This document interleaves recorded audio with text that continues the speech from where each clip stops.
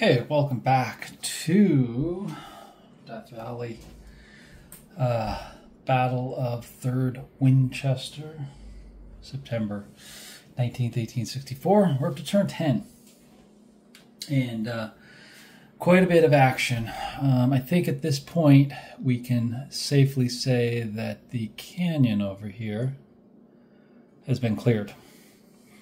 We can see there's a whole stream of Union troops coming in over here and flanking out over here, pouring in through here and making its way down the Berryville Pike.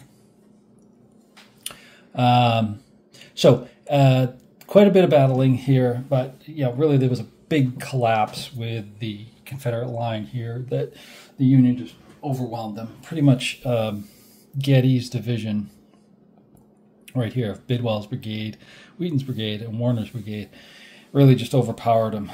Started with Bidwell knocking out this line over here and just rolling right over them, and then angling up towards this way to go after the guns and remnants of cavalry units in there as well. Then that allowed Warner to stream down here and actually come up and attack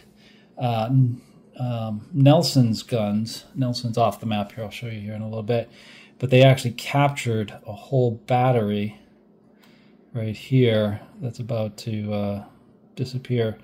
The Georgia battery, Georgia regulars, 2 batteries of 3-inch and 10-pound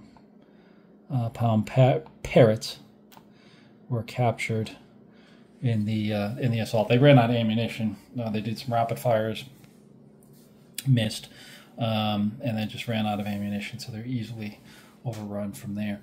And then the cavalry, cavalry was totally disrupted and fled backwards there as well.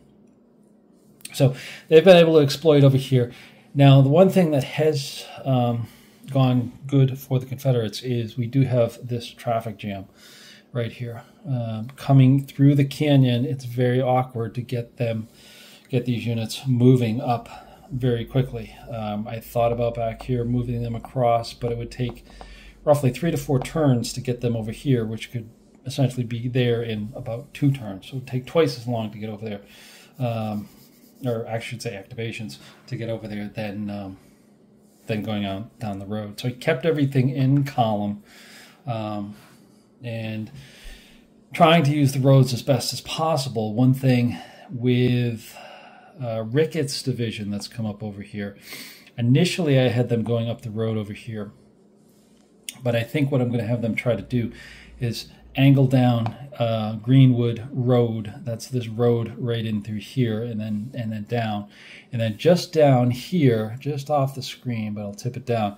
You can see where Jackson, Confederate cavalry over here, Jackson is holding this. There is a trail going across here, linking up with the remnants of Ramseur's division on there as well. So I think they're going to try to progress down there. You can see Kiefer is angling units over here, and his other units are angling over here as well.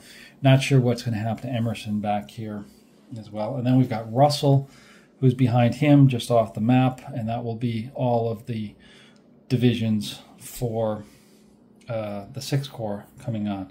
Russell may divert over here. I'll talk about that here in a little bit there as well. And then I should say, actually, both of those, Russell is actually, well, this will be 2 hours delayed for him. He'll just be getting on the board. He should have been coming on the board at 9 o'clock, but because of the traffic jam over here with everything and the fighting up here, he's been delayed 2 hours. Same thing is going to occur for Emory's 19th Corps, which is queued up, right after this as well. So there's about a 2-hour delay with these troops coming on the board at this point. So that's actually helping the Confederates a little bit because they can kind of regroup and just deal with one full infantry division and then 1 cavalry division up here as well. Now with those divisions, as I said, that's going to be Getty's division And then it's Wilson's cavalry division. They're still in pretty good shape. They're a little fatigued on here, but they're still in pretty good shape. So we have McIntosh here, who's fatigue 0, still in attack mode. He's got units here, here, here, and here. We've got Wilson up here, who's holding this ground and starting to actually engage with fire with Atkinson up here. Now these guys took some back and forths with them, and yeah, I got disrupted, and I actually got low ammo too, trying to use their Spencer carbines, and actually went out of ammo with their carbines because of the special rule on there as well. And then they're also holding back over here, if I tilt back up a bit, holding back some of these trails over here. So cavalry, particularly Wilson's, Chapman's brigade, are kind of holding these woods selectively, denying the Confederates the trail routes. And particularly this trail route right here and this trail route right here, which intersect right here and then get into the right flank of the Union line. So the cavalry is holding that out right now. I think what's going to happen is probably Russell is going to divert up here to potentially meet any type of attack, because you can see over here we've got the beginnings of Gordon's division starting to come through an angle this way into them. Now Gordon has 3 brigades. He's got York, which is right here, just on the top of the camera, and then we've got over here, we've got let's see, Gordon's right there. Then we've got Terry, and then we've got Atkinson. Atkinson's the biggest one. He is actually pushing towards the center, trying to hold them over here. So hopefully that Terry can move down here and potentially attack this point of the Union attack, as well as having, as I pointed out before, dipping down, the remnants of Ramseur hitting at the same time. And then, of course, we have just off camera, and I'll show you here in a minute, is Wickham's cavalry units poised to potentially charge in here. We've also got remnants of Nelson and the other battery here, which is, who's the commander for that? Braxton, setting up to provide fire in there. So hopefully they'll be able to cordon the Union front up here, but it's going to be tough because, as I said, the Union is going to try to extend the flanks, both coming down on this road up here and then trying to cut through the trails up here as well. Now, also for the Confederates, they will be having some reinforcements. They actually get, who comes in here? Rhodes Division comes in. That's they're pretty sizable in terms of what they look like. There's 4 brigades. Each one of those brigades has roughly 2, 4, 6 regiments in there. Now the regiments aren't very big. They're roughly 3s and 4 strength on there. A few 2s here and there as well, but there's a number of them. So they'll be entering from the north, coming down the Valley Pike, which is way off the map. I'll show you the big view of this towards the end, but they'll be coming in on the Valley Pike next turn as well. This 11 o'clock turn. So there's more reinforcements that will kind of fill in and kind of help blunt it. Because you can remember, the real goal for this is obviously victory points, and I'll show you what those are in a minute. But the even bigger ones is the capture of certain key terrain points, which gives shifts to the level of victory. Pretty much everything from the very level of victory is set at a draw. You have to get very high victory points to actually, achieve that, but you can shift those levels by holding that. Right now, the Confederates still hold a strategic victory because they hold the bulk of the shifts. Union has to get over, take some of those forts like Fort Collier, Fort Starr, and Fort Jackson north of town to eliminate that and allow them to potentially get victory points within there. And basically the destruction of the Confederate Army was the real objective there. It's tough for the Confederates to get victory points because there's no BCE victory points. It's just divisional. And already you can see over here we've got divisional because we've got 2 brigades, both Pegram and Johnston, have totally been wiped out. So the Union has an extra 5 points right there, along with a lot of victory points for knocking out cavalry. So, they've got a substantial lead with victory points, but they haven't achieved the minimum threshold, so it's still a wide open game there. What else do I want to talk about here in terms of what things look like? Let me actually zoom out a little bit, and you can see a little bit bigger view of the map, kind of see the surroundings, how the defenses are set up here. We've got, tough situation here in the south for the Confederates. Tough situation for the Union with the log jam or the traffic jam that they have over here at this particular point. Hopefully this will break out as time goes on over here. So let me take you a little bit freehand here and show you the AMs and show you victory points and reinforcements and such. So let's do that. Okay, we're back with freehand, looking at the board where we were. Now I'm going to pan up over here. We'll take a look at the AM distribution here, and pretty random. Had a few Union come up first. It's string of Union up here, string of Confederate there. Then it kind of evens out over here with artillery, and then winds up with more Confederates here at the end. This was actually very good with the second 6th Corps coming out pretty much first. You can see there, and then there was the first, within the first 10 activations, they came out. So that gave a huge advantage with the fresh divisions of the 6th Corps coming in and really making a breakthrough with the canyon on there as well.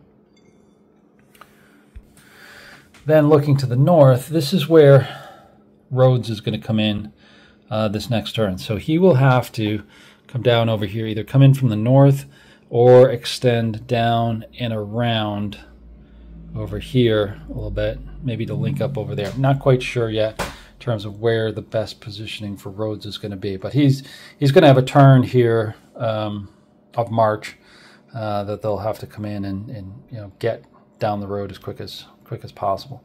There you can see the victory hexes in red, signifying the Confederates have them, the forts and the breastworks over there near Winchester. There's Winchester itself, and then way over there you can see the Valley Pike. That's another victory location that shifts everything there for us, for each side.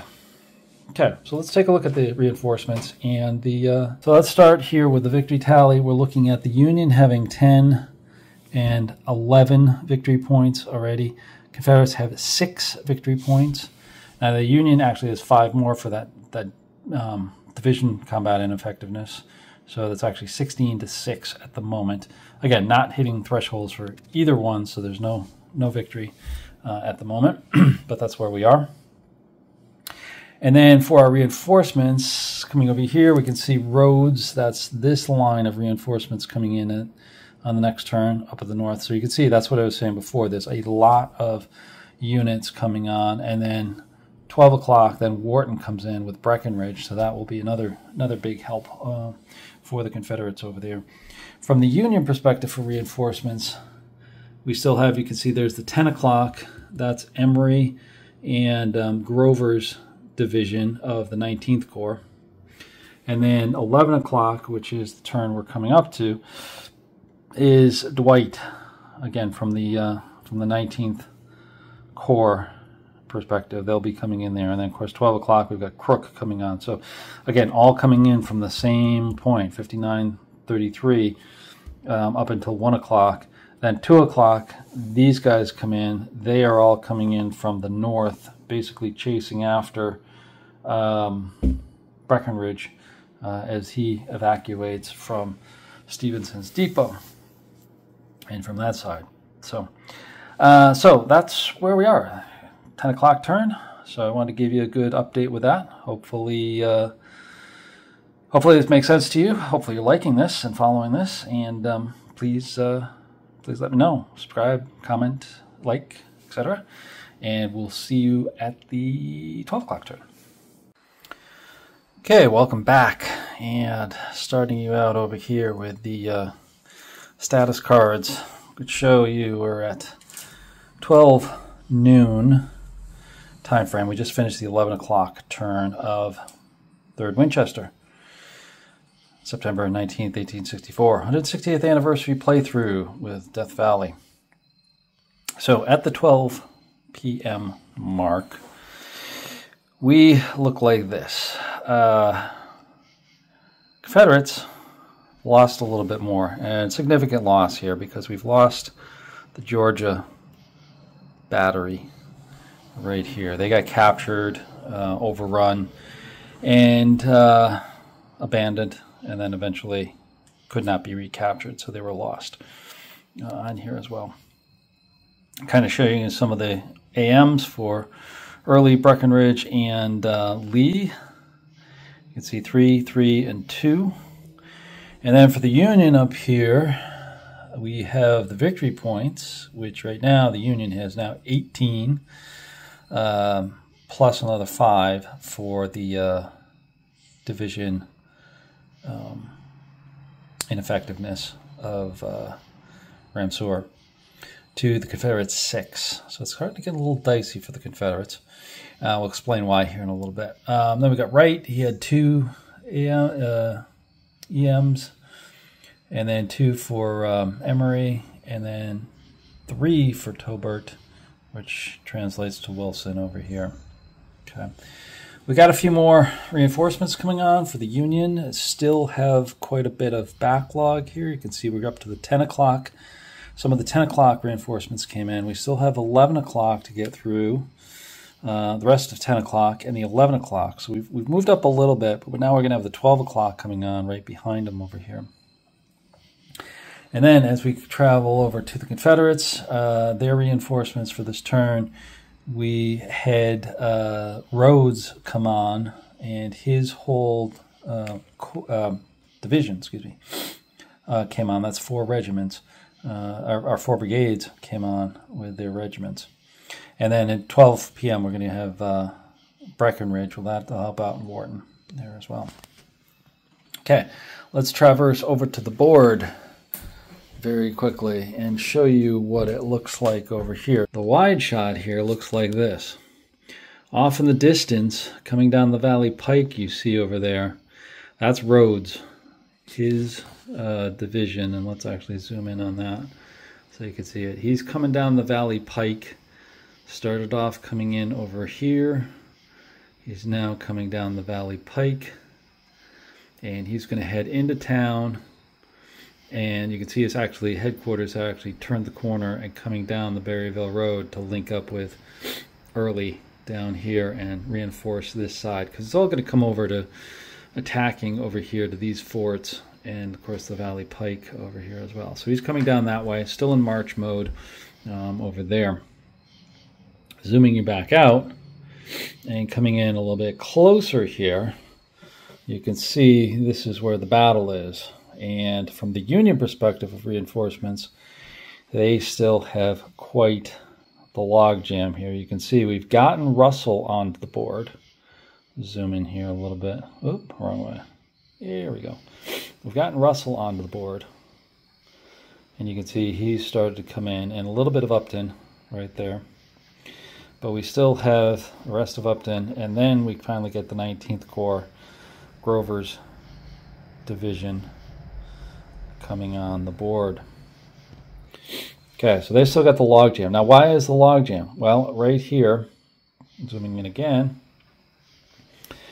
Emerson has been diverted to go down this side road, the Greenwood Road, down this way, to potentially head down and ultimately get down to beyond the Greenwood Church, which heads to the, was it CV Road? Sensory Road. Sensory Road. Sensory Road. Sorry. Over there. So he's been diverted down there, but he has Jackson blocking him, as well as his own cavalry over here. That's part of Wilson's McIntosh brigade is trying to clear Jackson off of there, but they only had 1 AM the last turn, and that kind of held things up. Emerson has moved up behind them, but you can see they still have a long tail behind them to get through. Now, on the positive side of that division, by the way, it's Ricketts' division, Kiefer has moved up and crossed the path that intersects the Greenwood Road, and now positions to attack the remnants of Ramseurs and bypass them over there and kind of extend the flank to the south and kind of get around them there as well. So that has actually helped the Union over there as well, because Getty has moved up the Berryville Pike, as we saw before, extending all the way to the creek.